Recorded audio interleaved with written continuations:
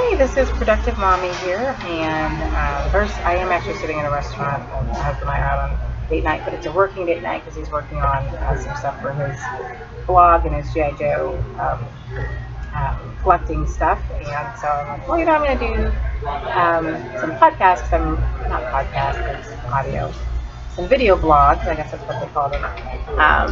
While he's doing that, because I'm trying to really get started and restart what I had begun when I first stopped working full time. My son was under a year old, and I had always thought I was going to be a full time working mom because my mother was that. Both my grandmothers worked outside the home. I just thought, this is what you do. You put your child in daycare and you go to work and you help support the family. And so it's been about almost 5 years.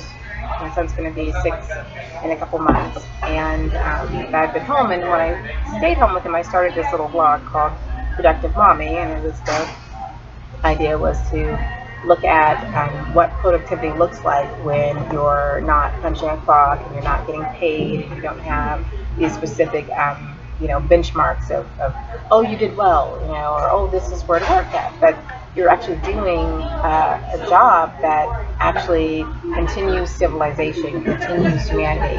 And so I thought, well, I wanted to blog about it because I was struggling, and the Lord had put it on my heart to become a full-time stay-at-home mom. And but when I did that, all of a sudden the bottom dropped out of my support system. Are you guys doing okay? I didn't have. Is that on any dessert? No, not yet. No. I'm sorry. No, you're fine. Do you need us to hurry and Nope, you're perfectly fine. I'm here till 11. Okay, thank you. So yes, we're at a restaurant.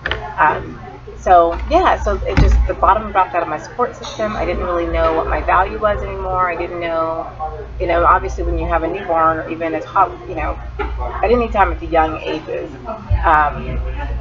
you hardly get anything done other than the care and keeping of children, especially babies. And so I have been, kind of a go-getter and moving up in the organization I was in, and felt really good about that. Felt really good about being able to produce and being able to be someone people could rely on. And all of a sudden, I didn't have that anymore, and it was hard. It was really hard. Yet I knew that I was doing what I was supposed to be doing. It was the right thing for my family, and I found that out almost immediately because while I was working full time, my son was in daycare.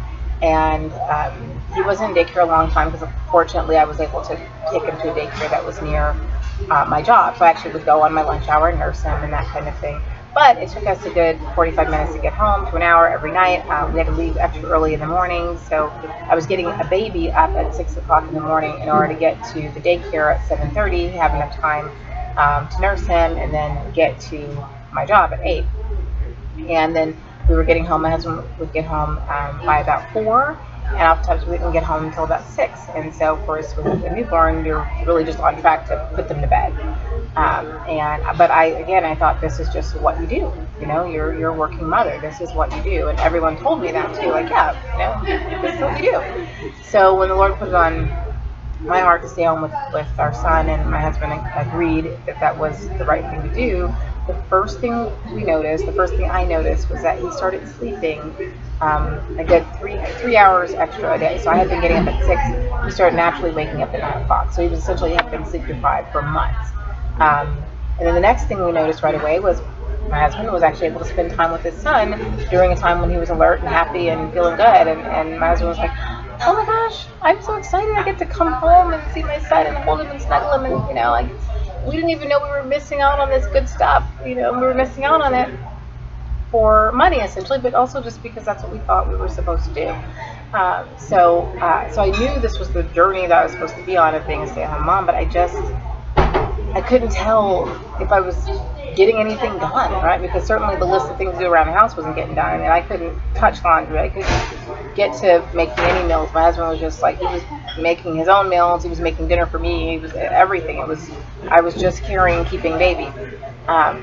And then the friends I had who were work friends, of course, you're not in the same cycle, the same kind of world anymore. So it's hard to keep in touch and connect. You can meet sometime to go to coffee or something, but that connection that you had is gone too. So I had to go through the process of creating new connections with other stay-at-home moms, and it took a while to do that, of actually getting up and getting out, trying to meet people and that type of thing. And now I do have some connections that have been helpful, but just trying to find value. And so then I ended up going through kind of a similar process again when I became pregnant with our second child, because I had gotten back to actually doing some things. I was volunteering at church quite a bit, and our son was 2.5, so he was kind of mobile, and I'm getting a few things done. And then I'm pregnant, and all of a sudden I can't do anything. I'm exhausted all day long. I just barely keep the diaper changed and real fed, and I just had this breakdown because it was like it was amazing. I'm making another human being, and I'm feeling like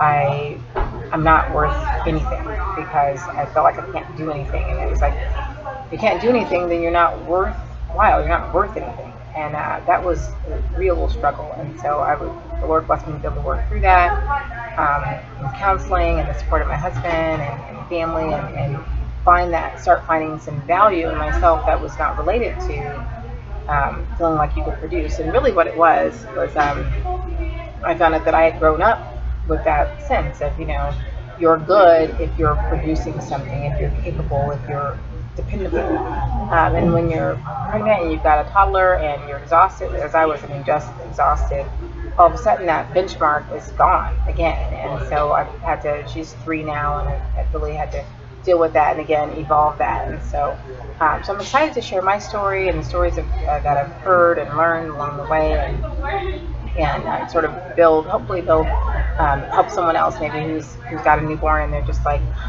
why am I not getting, I'm supposed to be able to wash clothes too. I'm home all day. I'm supposed to be able to get at least one load of clothes washed, get some laundry folded, and do something. But why I'm just sitting here, caring for a child, I feel like I'm not doing anything. So I'm hopeful to help someone who's been like that, and who can say, oh, okay, well, this is normal, right? This is the way it is, or not the way it is. This is something that just happens when you're continuing the human race, when you're continuing civilization, when you're raising the future of not only the country but the entire world as a collective. This is how these things go. So I'm really excited to share, and I'm going to be getting vulnerable, which is a little scary, because especially I know on YouTube people can be pretty mean, especially on YouTube, but I think it's worth it to hopefully just connect with those who do want to connect, and maybe just help someone who's also dealing with those struggles of, am I productive, am I valuable, am I worth anything, other outside of the Mother's Day card, am I worth anything outside of that? So okay, talk to you soon.